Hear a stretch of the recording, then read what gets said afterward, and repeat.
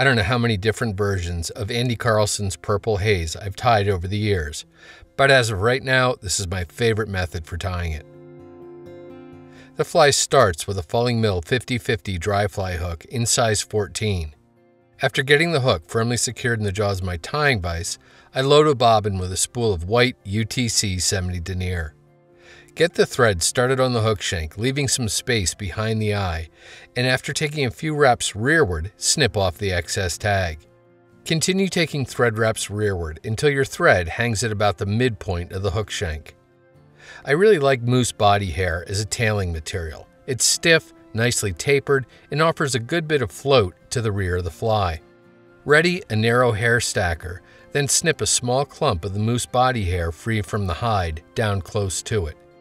While holding the tips, strip out the fluff and shorter hairs from the butt ends. Ideally, you want about 10 or 12 hairs for this size 14. Place the hair, tips first, into your stacker and give them a little stacking. With the tips pointing toward the rear of the fly, carefully remove them and pass them to your right hand. Measure to form a tail, a hook shank plus the eye in length, then transfer that measurement rearward to the start of the hook bend. Take nice tight wraps of tying thread to secure the hair to the top of the shank all the way back to the bend. Then return your tying thread to the initial tie-down point and snip the butt ends off close. White polypropylene floating yarn is used to create the wing post on the fly. Snip a card width segment free. Place one end on top of the hook shank and begin taking thread wraps to secure it there. Make sure these wraps are nice and tight. Without letting go of the material, lift it up and snip it off at a shallow angle, trying not to snip any tail hairs off in the process. Oops. Advance your tying thread forward if needed, so the material is bound down to a point 2 full hook eye lengths behind the back edge of the hook eye.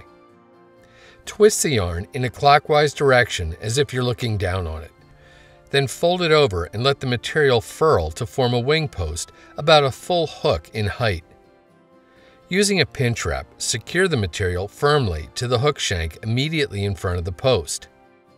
Lift the excess material up and snip it off at a shallow angle. Take wraps of tying thread to lightly cover up the snipped off ends, then relocate your tying thread so it hangs at about the hook point. For the body of the fly, I'm going to use rabbit fur dubbing in a color called wine that looks a heck of a lot like purple to me. Pull an ample clump free from the packet and use it to create a slender 3-inch long noodle on your tying thread. Less is more. Start taking wraps with the noodle so the dubbing begins at what's left of the tail.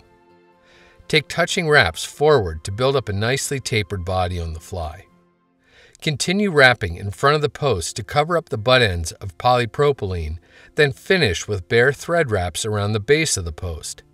End with your tying thread in front of the post on the near side of the fly. For hackle, to me, there's nothing quite like a mix of brown and grizzly. If you want to pay for Cree, go right ahead, but I still don't think it looks as good as brown and grizz together. Measure the hackle so the fibers match the hook size, here 14. With parachutes, it really doesn't have to be exact. Only after measuring to find the correct size should you pluck the feather free from the skin and set it aside. Now repeat the measuring process with the other cape, here the grizzly, and pluck that feather free. Lay the feathers one on top of the other with their shiny sides facing you so their tips roughly match. I like brown on top. Strip away the lower webby fibers from both sides of both feathers, then strip a few more fibers from the top edge of both to ensure they wrap correctly. Trim the butt ends off, leaving a nice long length of bare stem. With the feathers still sandwiched together and their shiny sides facing you, lay the bare stems against the wing post on the near side of the fly, so the fibers start right at the base of the wing post. Begin taking thread wraps, first up the post, then back down, to both stiffen and smooth it. Snip the excess stem ends off close if needed. Yet again, trying not to snip any post fibers in the process. Get hold of the fly and rotate it 90 degrees in your tying vise.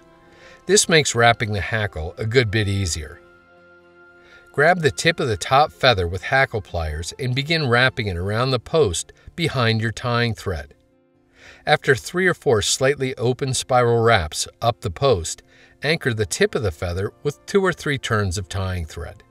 Then snip the excess off close, doing your very best not to snip off any extremely valuable hackle fibers in the process. Now get hold of the other feather and make wraps with it between the previous hackle feather wraps. I'm going to take an extra wrap with the grizzly feather to kind of make up for the brown hackle fibers I so recklessly snipped off. Anchor that feather's tip to the post with tight wraps of tying thread, then carefully snip that tip off. Get hold of your whip finish tool and use it to do a 4 or 5 turn whip finish around the post, then snip or cut your tying thread free. Flip the fly back to its normal orientation in your tying vise. It should now look something like this.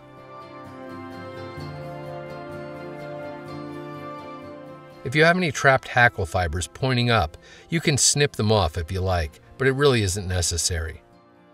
Trim the wing post so it's about a hook shank in height and fluff it out. With this tying method, it's super important to apply some low viscosity head cement, here Sally Hansen hard as nails, to the thread wraps on the post. Gravity will carry the adhesive down the post and help to anchor the hackle stems to it, greatly increasing the durability of the fly. And that's the Parachute Purple Haze. Despite some rather careless trimming on my part, I think the fly still looks pretty good and certainly will function well. I generally don't use this much hackle on parachutes, but to me, purple hazes simply look better when heavily hackled. It's more about taste rather than function.